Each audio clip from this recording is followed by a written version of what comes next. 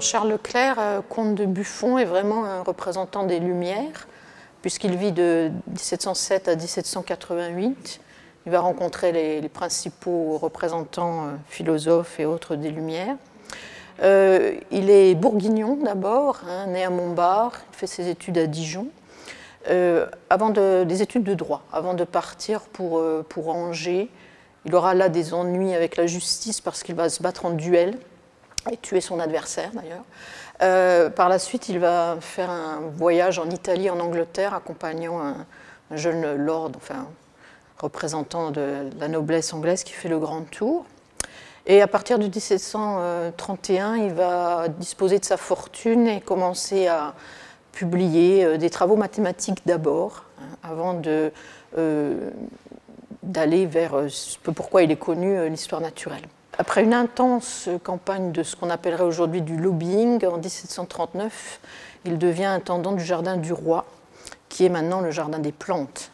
Et c'est pour ça qu'on a à l'entrée de ce jardin la statue monumentale de Buffon. À partir de cette date, il va donc se consacrer à la fois moitié de l'année au Jardin du Roi et moitié de l'année à Montbard, où il garde un cabinet de travail, et aussi au village de Buffon, qui est à côté de Montbard, où il a ses forges. Il va faire de nombreuses expériences pour faire forger de l'acier, du fer. Il a ses entrées à la cour. C'est quelqu'un qui sait comment dirais-je, se faire connaître et bien communiquer, mais c'est aussi un infatigable travailleur. Et c'est surtout, bien sûr, pour cela qu'on le connaît de nos jours, puisqu'il est associé à ce fameux ouvrage de l'histoire naturelle, commencé en 1749 et qui va être publié pendant 40 années jusqu'en 1789, en 36 volumes. Alors, des volumes qui comprennent des minéraux, des quadrupèdes, alors ce qu'il appelle les quadrupèdes, c'est ce qu'on appellerait aujourd'hui les mammifères, et les oiseaux. Originellement, sans doute, il devait y avoir plus de faune que cela, mais c'est ce qui nous reste. Dans ces ouvrages d'histoire naturelle, il y a aussi une théorie de la Terre et des réflexions sur les époques de la nature, c'est-à-dire qu'il va se poser des questions de cosmologie, de formation des planètes, de chronologie de la Terre. À partir de là, il va historiciser en quelque sorte un peu l'histoire naturelle et se poser des questions de datation de la planète. On l'oppose souvent à Linné. Linné est né la même année que Buffon, en 1707. Et donc, Linné est considéré, alors c'est un peu une réduction un peu simpliste de voir d'un côté Linné comme celui qui systématise et Buffon comme celui qui va plutôt aller vers le foisonnement de l'histoire naturelle. Mais enfin, c'est une idée qu'on peut au moins avoir au départ quand on compare les deux hommes. Linné, bien sûr, fait des systèmes de catégorisation des animaux et de la flore aussi très pointus.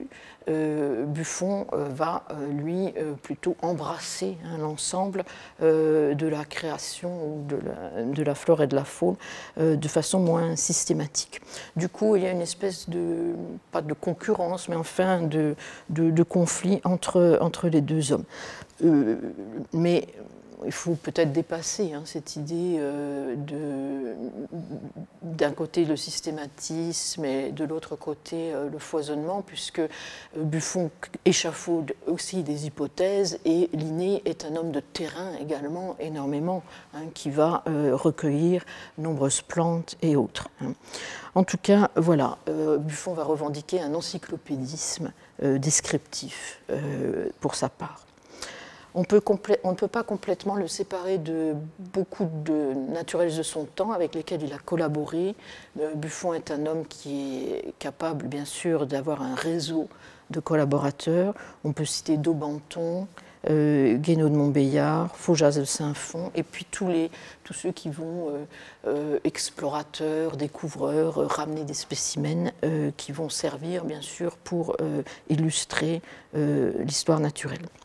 L'histoire naturelle a eu un énorme succès dans le courant, bien sûr quand il a été publié, mais dans le courant du XIXe siècle, même jusqu'au XXe siècle, où il y a eu de nombreuses éditions abrégées, des éditions pour la jeunesse, des extraits étudiés en classe dans les manuels scolaires. Cette mode est un peu passée, peut-être parce que nous avons un éloignement par rapport aux animaux, peut-être aussi parce que le style de Buffon est quand même assez pompeux, parfois emphatique, et ça peut aussi, il a aussi en quelque sorte été éclipsé par la montée d'autres auteurs comme Diderot dans ce canon des auteurs du XVIIIe siècle. L'histoire naturelle est surtout connue maintenant peut-être justement pour les planches qui l'ornent. Les dessins sont de Jacques de Sèvres pour les quadrupèdes, les mammifères, et de Jacques-Nicolas Martinet pour les oiseaux. Et ils ont été gravés par une multitude d'équipes de graveurs à l'époque pour contribuer au succès de l'ouvrage.